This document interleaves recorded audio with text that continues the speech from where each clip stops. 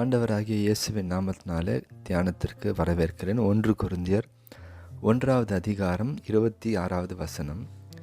எப்படியெனில் சகோதரரே, நீங்கள் அழைக்கப்பட்ட அழைப்பை பாருங்கள். மாம்சத்தின்படி ஞானிகள் அநேகர் இல்லை, வல்லவர்கள் அநேகர் இல்லை, பிரபுக்கள் அநேகர் இல்லை. இன்னைக்கு கிறிஸ்தவர்களாய் கர்த்தர் நம்ம எப்படி அழைத்திருக்கிறார், அந்த அழைப்பினுடைய மேன்மை எப்படி, அழைத்த நம்மை கொண்டு என்ன செய்ய போகிறார் அப்படின்றத அநேக நேரத்தில் நம்ம சரியாய் புரிந்து கொள்கிறதில்ல. ஆங்கிலத்தில் இதே வார்த்தையை தான் போட்டிருக்கோம். பவுல் அவங்கள உற்சாகப்படுத்தும்படியாக எழுதுறாரு. Consider your calling. உங்களை ஆண்டவர் எப்படி அழைச்சிருக்கிறாருன்னு என்பதை நீங்கள் கொஞ்சம் சிந்தித்து அதை கன்சிடர் பண்ணி அதை யோசித்து பாருங்கள். எப்பேற்பட்ட அழைப்பை நீ பெற்றவன் அப்படின்னா, உங்களையும் என்னையும் கொண்டு கர்த்தர் என்ன செய்ய போகிறாரா, ஞானிகள் அல்லது இந்த உலகத்தினுடைய ஞானம் இருக்குல்ல, அதை நம்ம கொண்டு தான். அதாவது அழைக்கப்பட்ட அழைப்பின்படி நம்ம ஞானிகளும் இல்லை, நம்ம பெரிய வல்லவர்களும் இல்லை, பிரபுக்கள் அப்படின்னா பெரிய பேக்ரவுண்டோ பெரிய இன்ஃப்ளூயன்ஸ் உடையவங்களும் இல்லை. ஆனால் ஆண்டவர் நம்மளை சூஸ் பண்ணிட்டாரு.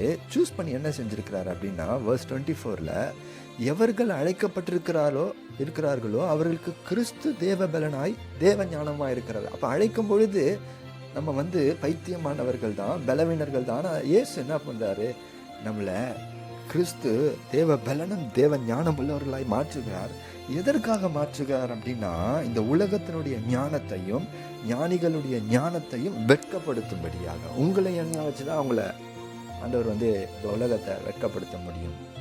அதே மாதிரி பலவான்களை வெட்கப்படுத்தும்படியாக, உள்ளவைகளை அவமாக்கும்படியாக. இந்த உலகத்தில் பிசாசு ஒன்று கிரியேட் பண்ணி அது மூலமாக பெரிய மகிமையெல்லாம் செஞ்சுட்ருக்கிறான் பாருங்க. ஆண்டவர் சொல்றாரு, நான் ஒன்றும் இல்லாத ஒரு இடத்துல இருந்து ஒருத்தனை சூஸ் பண்ணி அவனை வச்சு உங்களெல்லாம் நான் முட்டாளாக்குவேன், உங்களெல்லாம் நான் பலவீனர்கள் ஆக்குவேன், உங்களெல்லாம் நான் பைத்தியமாக்கி போடுவேன். ஆமென். அப்போ நீங்கள் அழைக்கப்பட்ட அழைப்பை யோசிச்சு பாருங்க, எப்பேற்பட்ட அழைப்பு. ஆனால் இன்னைக்கு அநேகர் அந்த அழைப்பை மறந்து சூழ்நிலை நிமித்தமாய் ஏதோ செய்து கொண்டிருக்கிறோம். அதனால தான் பவுல் எழுதுறாரு, நீ அழைக்கப்பட்ட அழைப்பை யோசிச்சு பாருங்க. Consider your calling. பிசாசுன்னு நம்மளை வச்சு தான் அடிக்க போகிறார். அதுதான் கர்த்தருக்கு ஜெயம், அதுதான் அவருக்கு மகிமை. அதற்காக தான் ஆண்டவர் நம்மை தெரிந்து கொண்டிருக்கிறார். பிரியமானவர்களே, சற்று சிந்தியுங்க. உங்கள் அழைப்பை மறந்துடாதீங்க, உங்கள் அழைப்பை இழந்துடாதீங்க. உங்கள் அழைப்புக்குள்ளே வாங்க, கர்த்தருக்காக செயல்படுங்க, பிரயாசப்படுங்க, எல்லாத்தையும் தூக்கி போடுங்க.